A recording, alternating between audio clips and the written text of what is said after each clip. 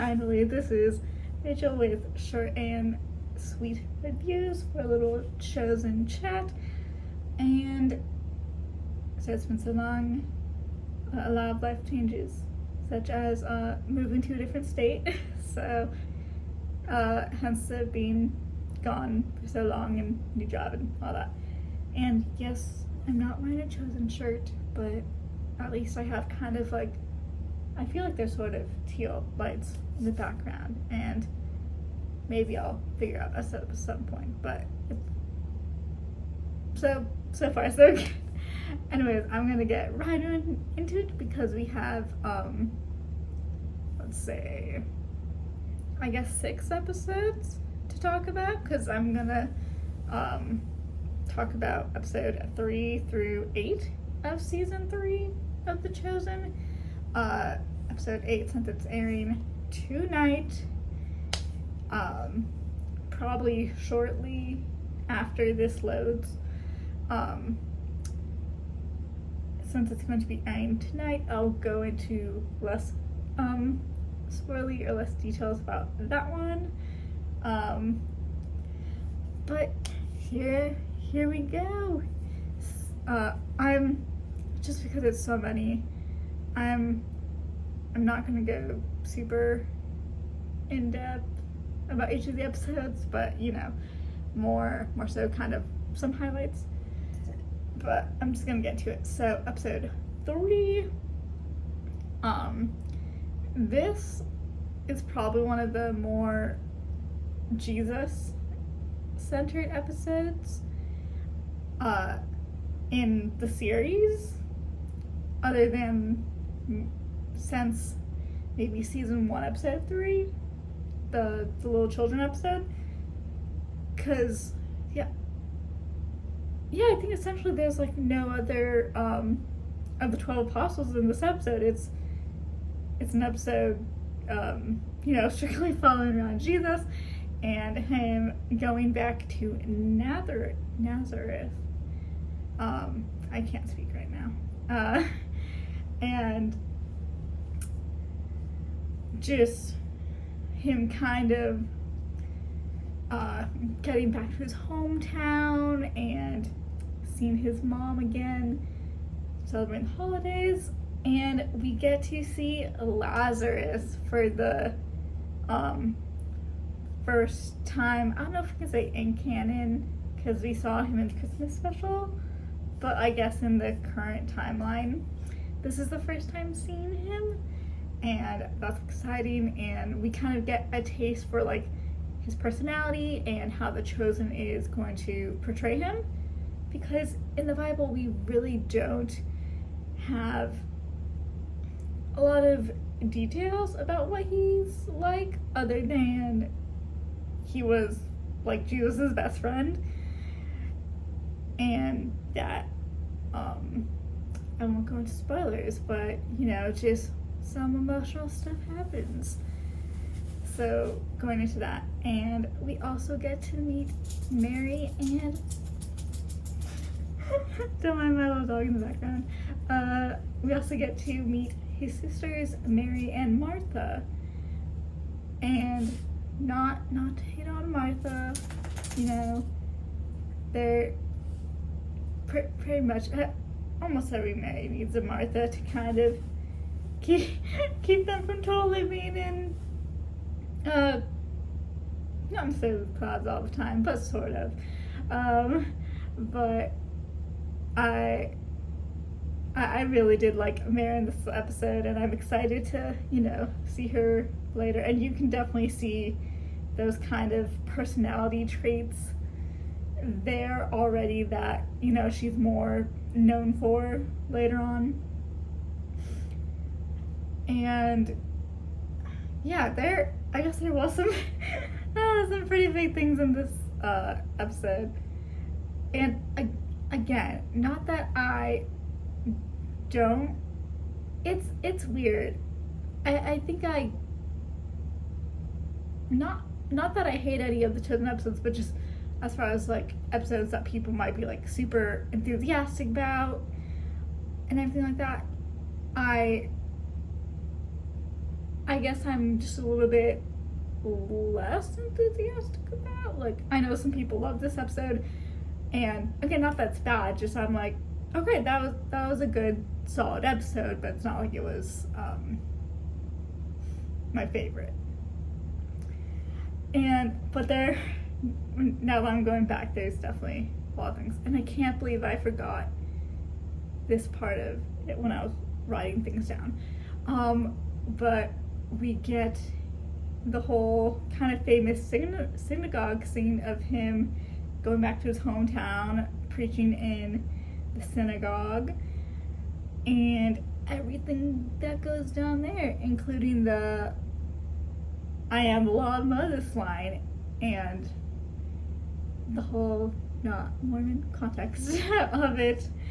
But just, him saying, I am the fulfillment of the law, and just I hold the power of the law, and just all that goodness and craziness there.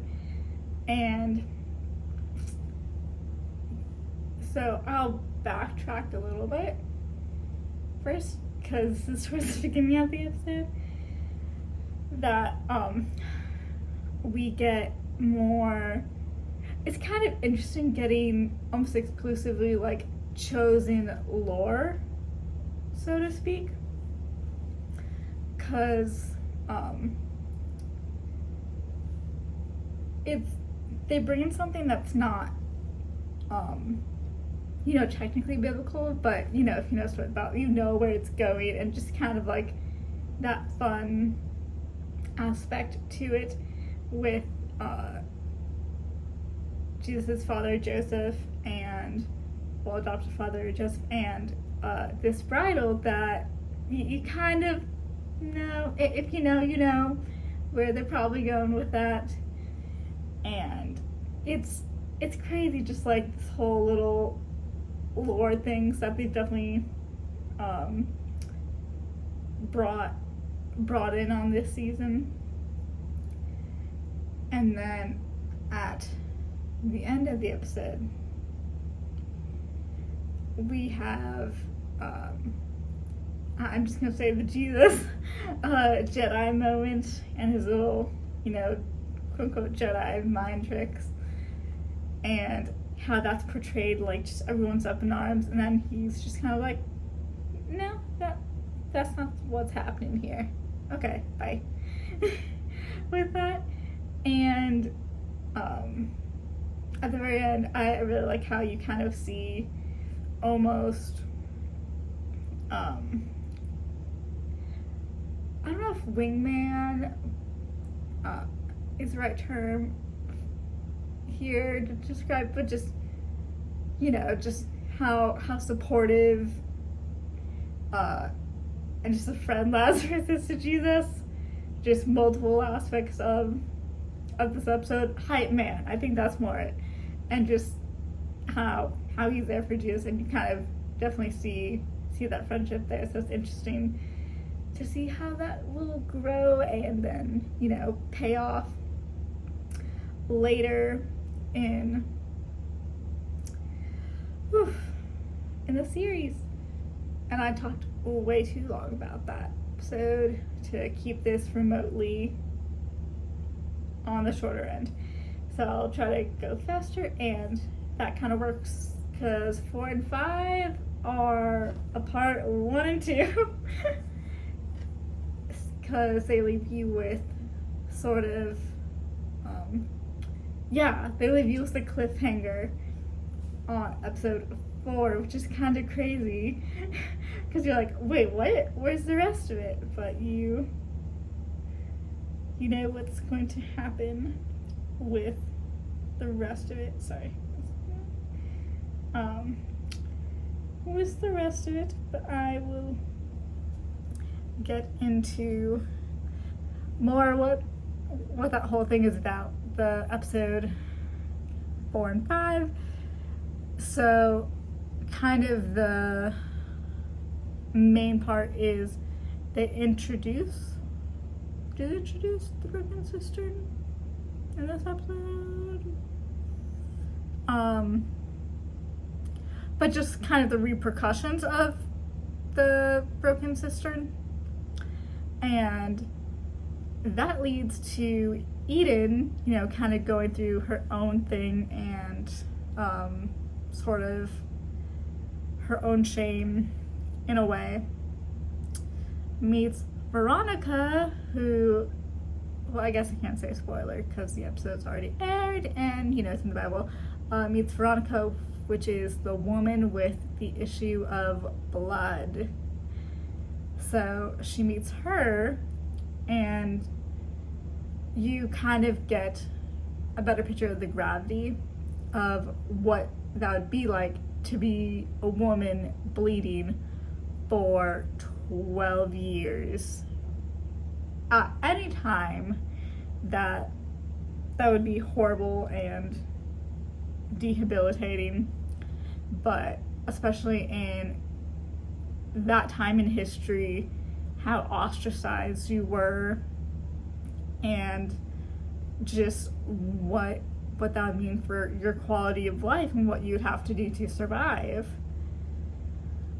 So there's that, and then there's bringing back in Jairus.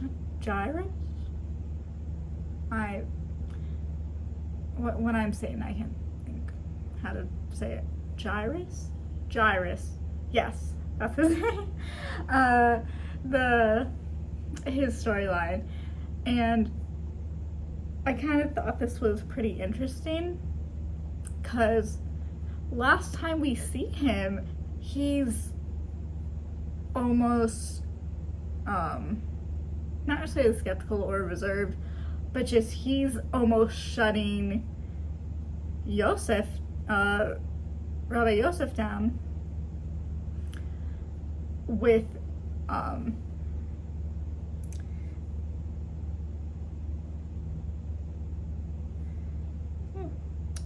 his letter, and just like all he's writing after Sermon on the Mount, and he's like on the more cautious side, like, hey, let that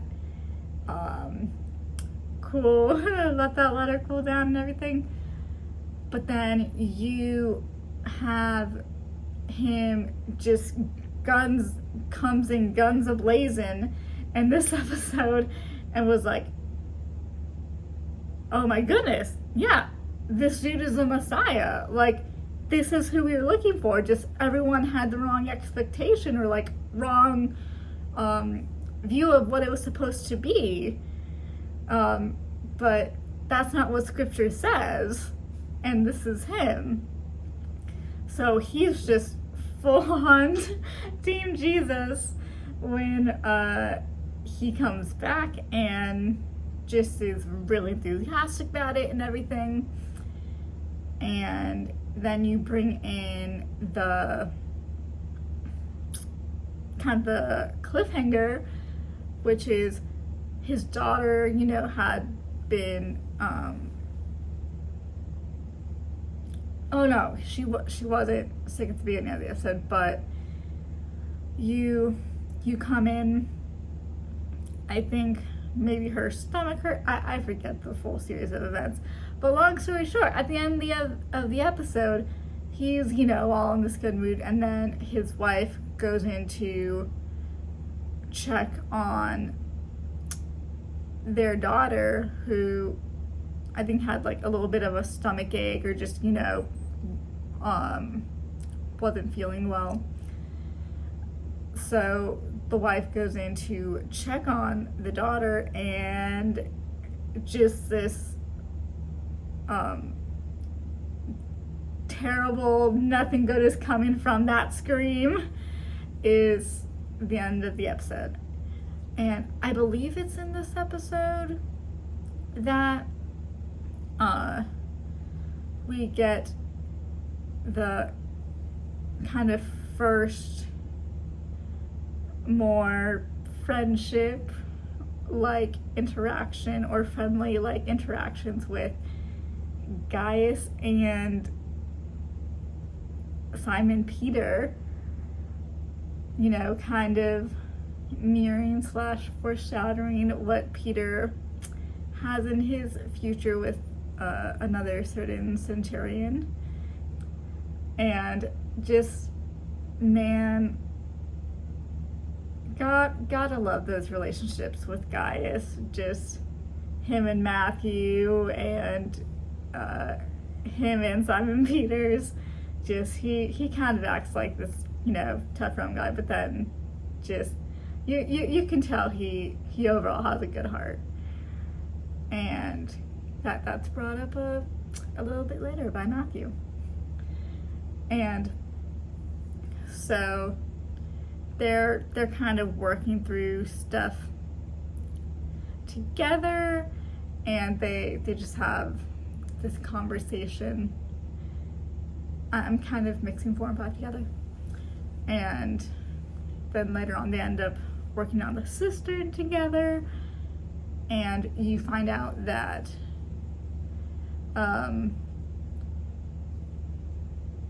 Gaius has he has, he says 2 sons, but then he kind of corrects himself and says, oh, I have my son, and then, like the servant that I've, pretty much raised since birth, because his mom was a servant of ours, but she died in childbirth, and so we just ended up raising him. And Simon kind of mocks him a little bit with it, but overall it was a good interaction. And you kind of get, if that itself wasn't confirmation of who Gaius is, you get the 100% confirmation in episode 7. So you find that out about Gaius, and you also end up seeing him in his kind of just home setting, in regular clothes.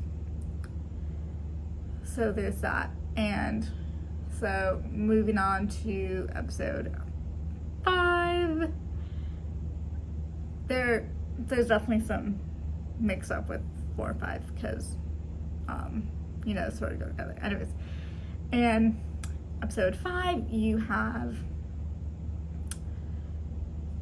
the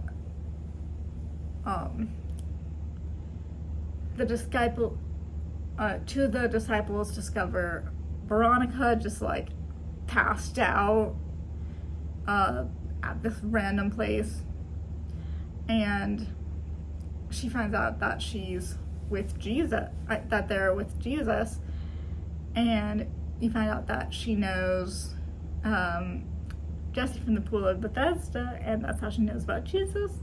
And so she's really determined to see him and just touch the hem of his garment, because I guess that's sort of superstition a little bit, that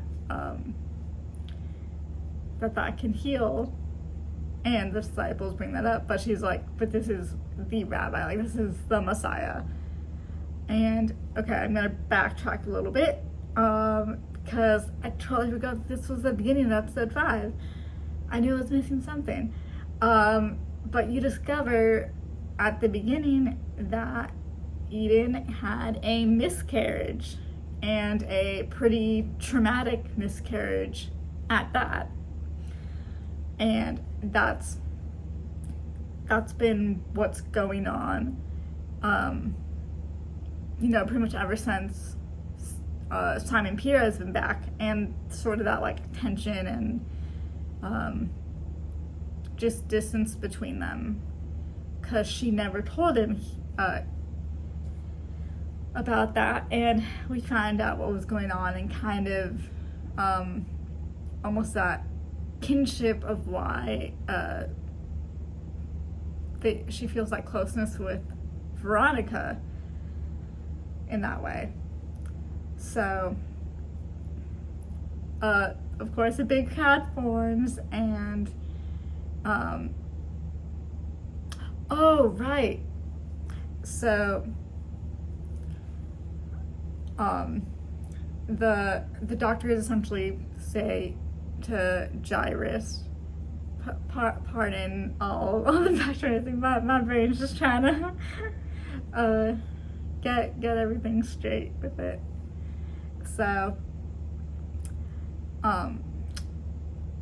the doctor pretty much tells Jairus, yeah, there's like nothing we can do. She's gonna die. Get prepared for that. Like get mourners and just all kind of like the funeral and mourning type arrangements.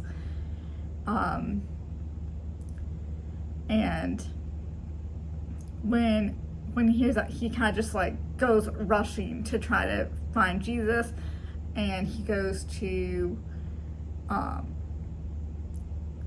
find Rabbi Yosef, and they end up finding Judas, who sort of lies about it a little bit, and finally they find Jesus, and two really interesting things is he's kind of like, is what's happening with Jairus, is kind of like, is what's happening with my daughter like punishment for my conclusions, or like my belief that Jesus is the Messiah. And Yosef is almost like, well, if maybe you can renounce it, like maybe then your daughter will be better, something like that. It's like, then it's like, but even if it is punishment, I still believe it. Like, so I thought that was really interesting. And just, man, the whole character of Jairus, these episode 4 and 5, is just really interesting, and I really like. And when he first meets Jesus is like, you have all this faith, and like, we've never met, like you don't know me. And but Jairus is like, but I do know you. And just, you realize it's from just all his studying of the scriptures, and you know, just from what you heard, it's like I see you, I see who you are, and you know, I know you from my knowledge of the scriptures and just everything. And I thought that was a really interesting line. So again, so Jesus, you know, is on his way to heal Jairus' daughter, and of course, you know, crowd forms, and that is when Veronica is very determined to just touch the hem of his garment, so he won't be unclean, and just, you know, for that little bit, so she can maybe be healed. And she does, and you kind of had that like moment from the trailer where the camera kind of goes a little wonky, and it's like, whoa, what just happened? And Jesus knows that power got taken out of him, and kind of almost like the whole crowd parts ways a little bit for her being in like the center, and he's like, who touches me? And she's, you know, kind of right there, and he, you know, he commends her faith and says like it wasn't the act of like touching the hem, it was her faith that healed her. And you know, it's just a really beautiful moment.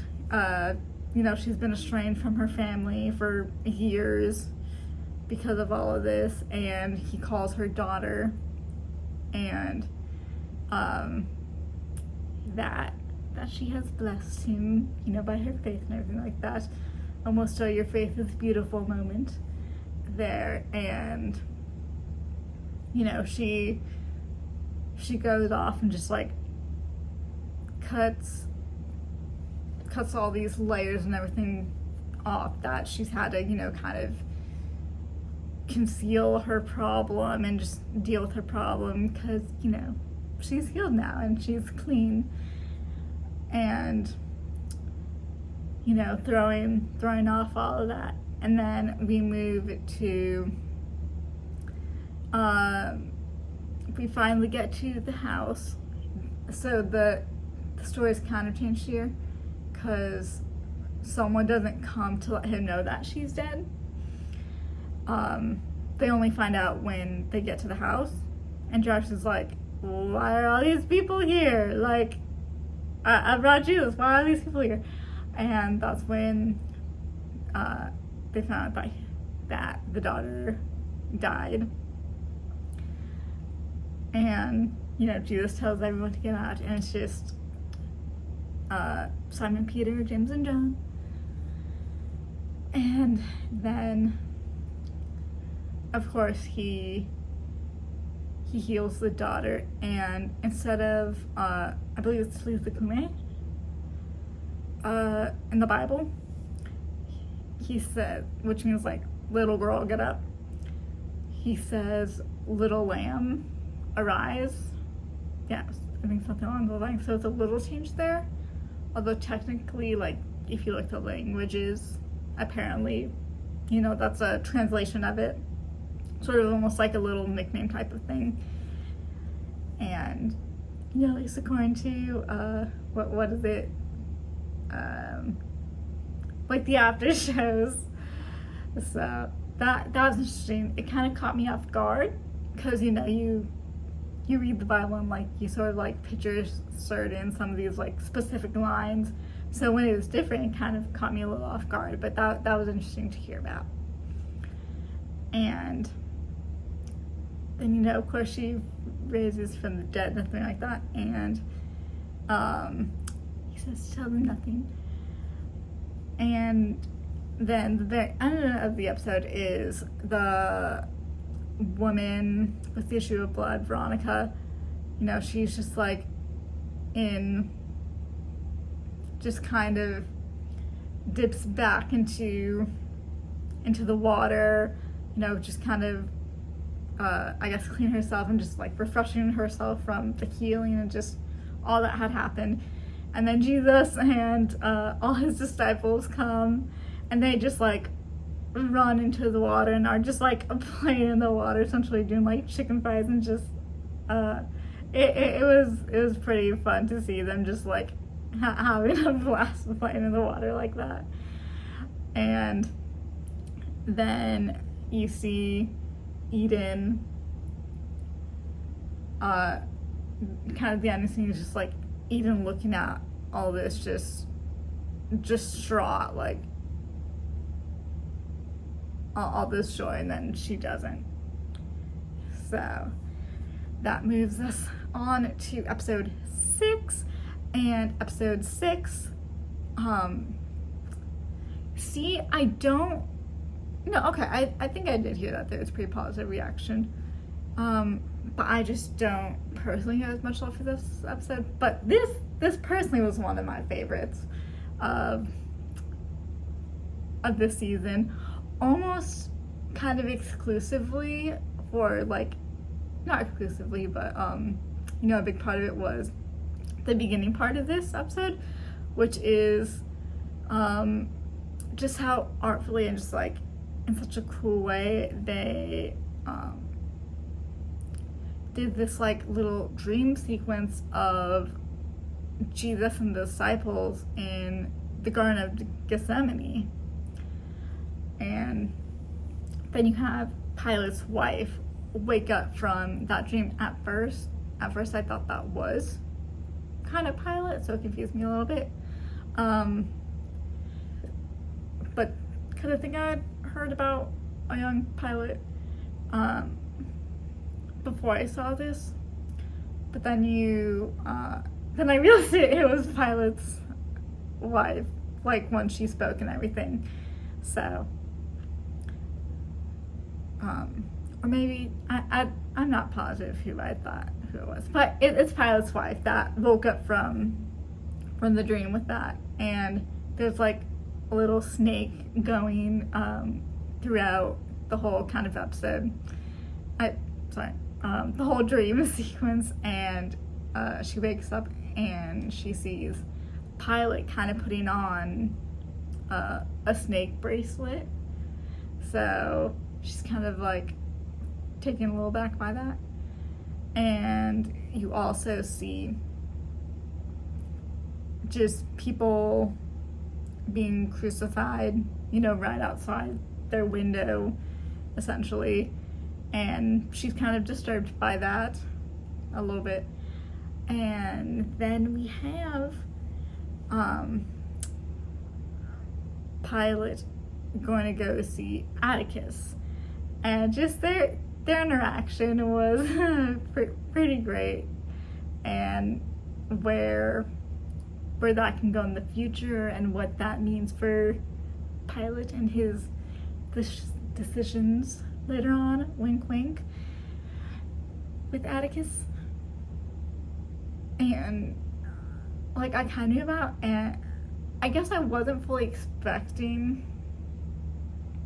to see Pilot this early, but I kind of like that we might see him, sprinkled in throughout the rest of the seasons, and sort of that journey to,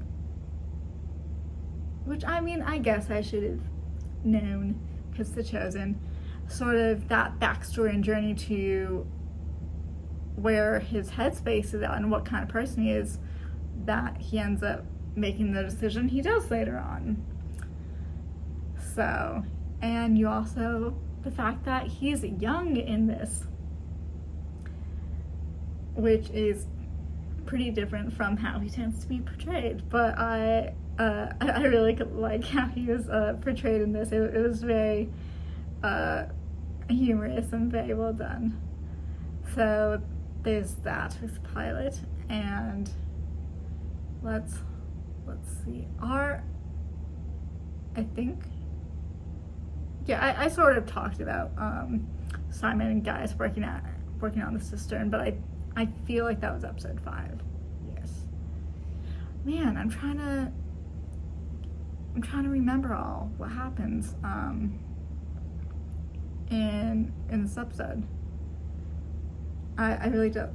I guess it was just like a bunch of kind of longer sequences. And with that, there is, okay, it's coming back to me now. I did have notes. So Tamar and Mary had gotten into a bit of a fight earlier, and they have the resolution to that fight, and you kind of get more information on Tamar and what all she had gone through with that. And let's see. There is I don't want to talk about the end yet. Oh, right, okay. No, I knew there's something else in there. So Mary, she goes to go get something in Matthew's house, and she finds these little tassels in a box, and realizing that Matthew isn't wearing them because they are very important. I think they're called tzitzits, however you pronounce them, but they're prayer tassels, and Matthew isn't wearing them. And there's something that is very Jewish, so that's kind of a ... to be continued type of thing. And then we have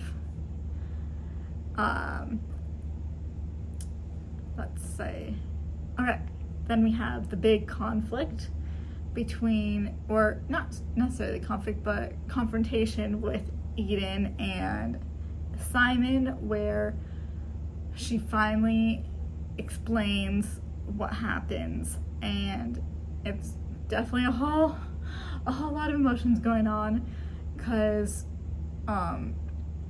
Eden hasn't fully grieved, but she's had more of a chance to grieve than Simon has, because Simon hasn't known about this. about the miscarriage. And I'm just like extremely torn up about it, and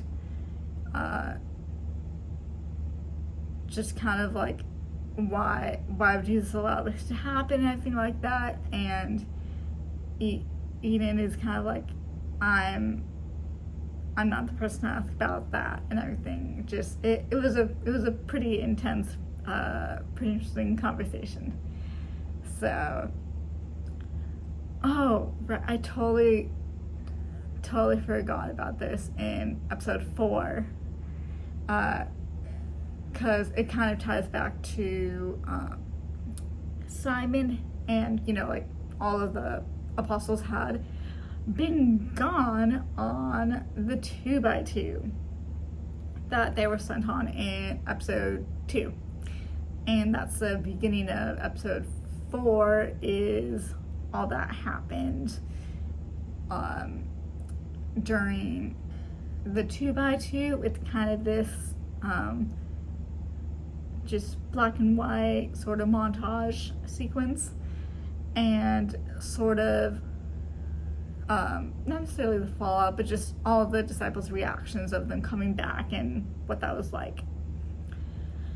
And then next, because that's pretty much the end of episode 6, then episode 7, I really did like excuse me, this episode. And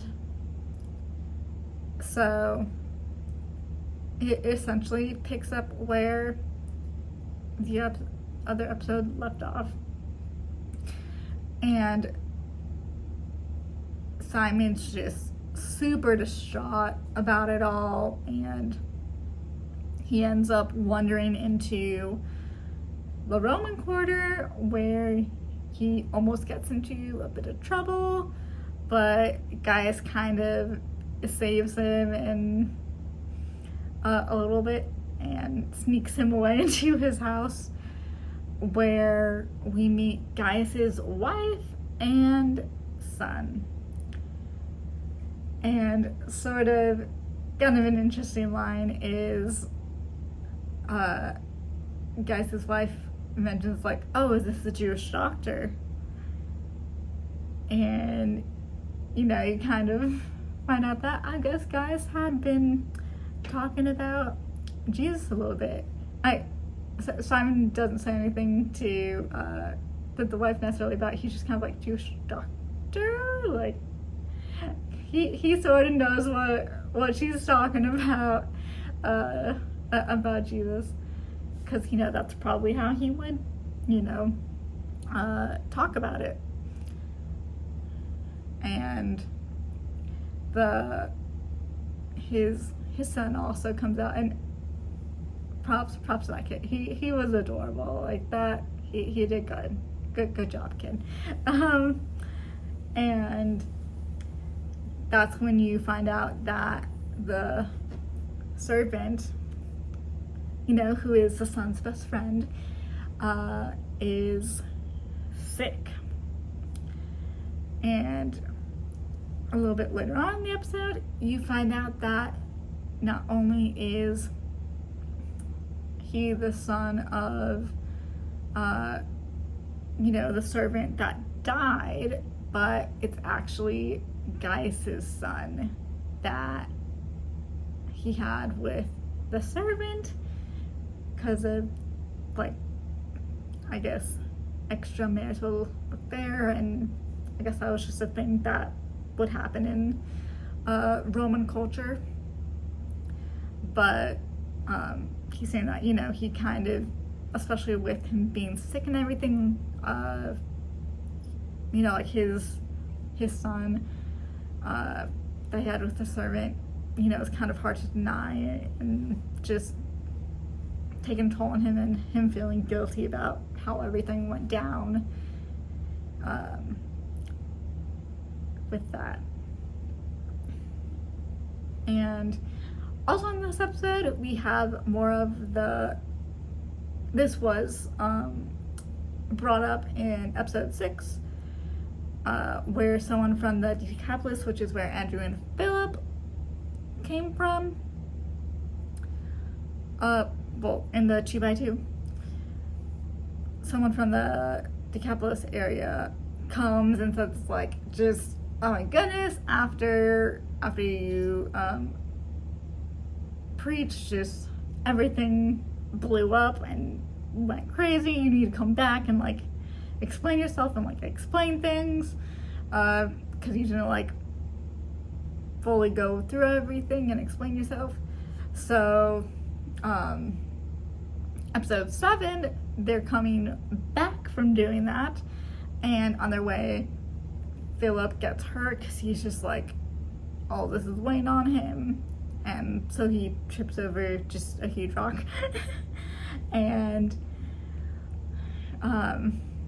Andrew helps him out or something like that, and we find out that they were telling the Decapolis area they're only supposed to be speaking of Jews, but other people heard them talking to, and they said the parable of the banquet. And it's so funny because, like, when they're explaining what happened and they're talking to Judas about it, and sort of like before they go into everything, it's like Judas just, he was a businessman, so he kind of like knows how people think or like how they might take things. So before they even really go into what went wrong or like why it went wrong, Jesus is like, wait, you told them that story with a mixed crowd with like all these different type of people, and you wonder why it didn't go well? And he just kind of like breaks down of just why it went bad and everything, which I thought that was a pretty funny moment with that. And so all this leads to them talking to Jesus about it, and Jesus is like, okay, yep, we're gonna go to the Decapolis to try to fix things. And they have John, Jesus asks John to stay behind so he can bring Simon Peter along with him to meet up with them, a little later.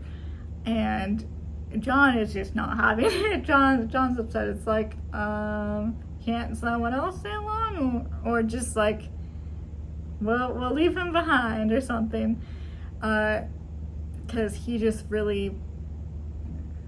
sort of like insulted about it, because he wants to go with Jesus and wants to help out and everything with that. And I will get back to that later, because early in the episode we have Mary confront Matthew about the prayer tassels or lead seats. I'm not positive how they're pronounced.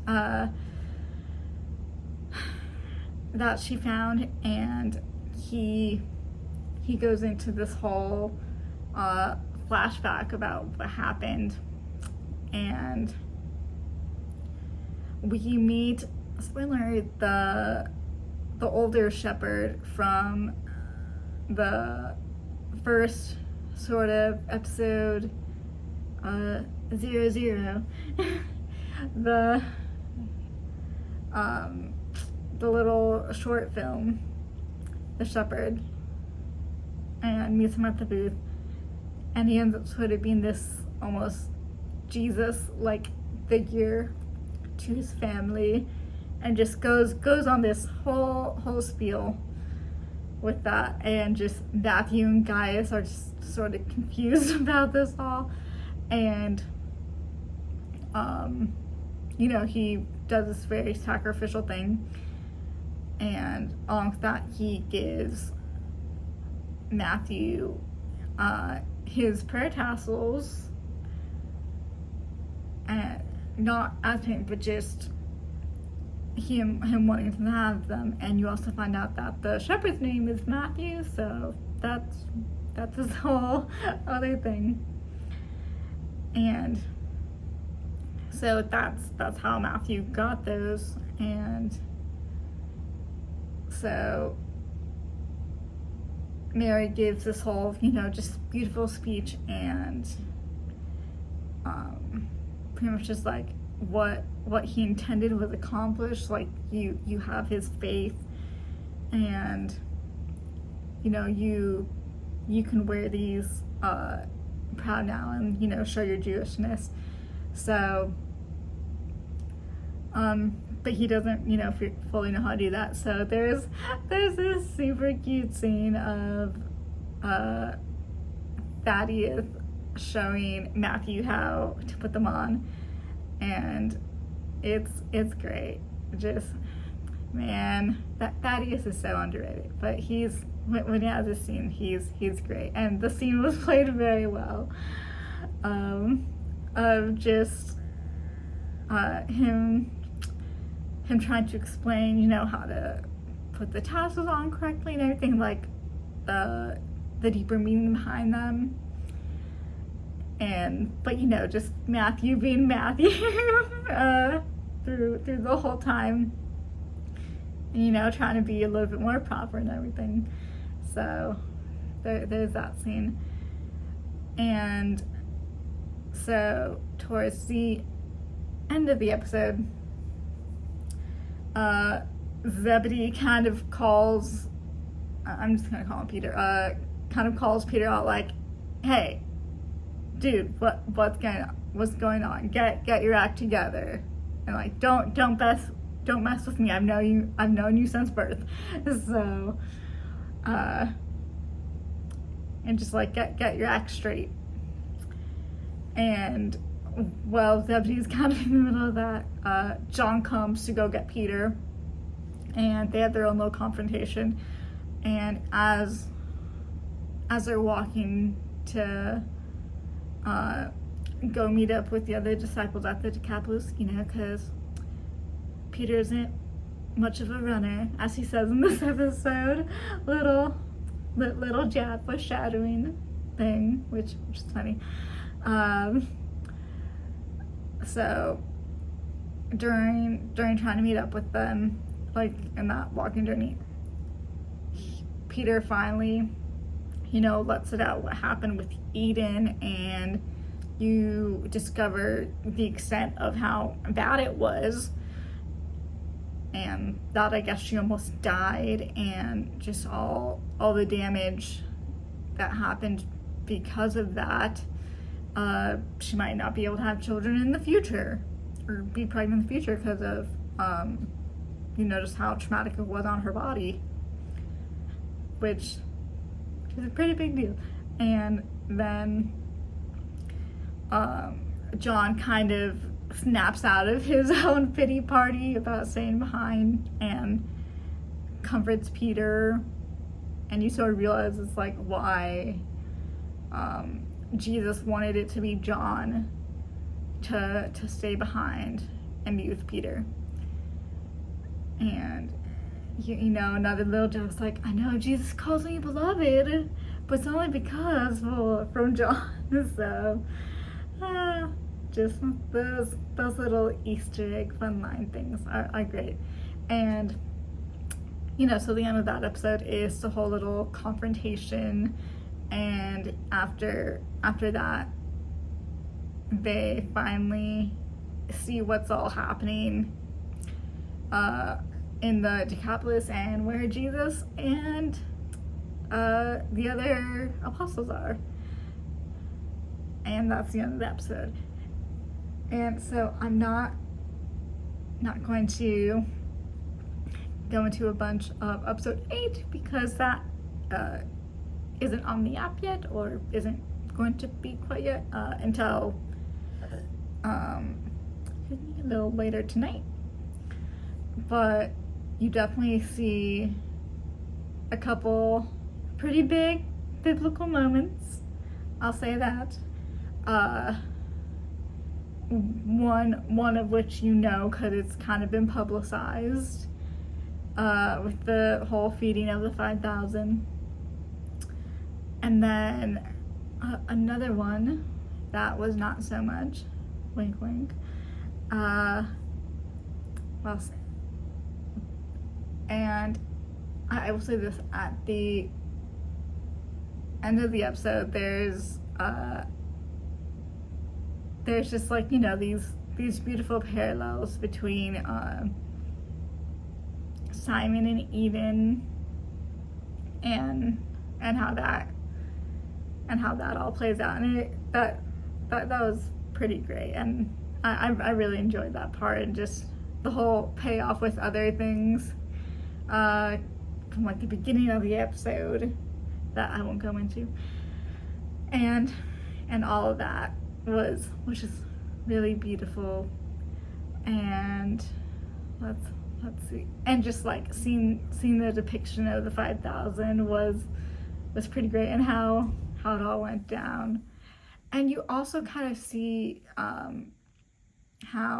it sort of worked in that context of these super large crowds. And now, for the end, after all this talking, I will say, Dallas, I don't want to call you a liar, but you're a little bit of a liar. I won't go into why or details, but something happened that you're a little bit of a liar, because it did. And if you know, you know what I'm saying. But either way, it was pretty great to see. And that is it after all this talking, and I gotta go. But goodbye, and I hope you enjoyed this not so short review and Chosen chat, because I needed to catch up on a lot of things from just life's craziness. And now we are at the end of season 3, if you can believe it, and now we have to wait for like a year for season 4, but that's okay. And goodbye.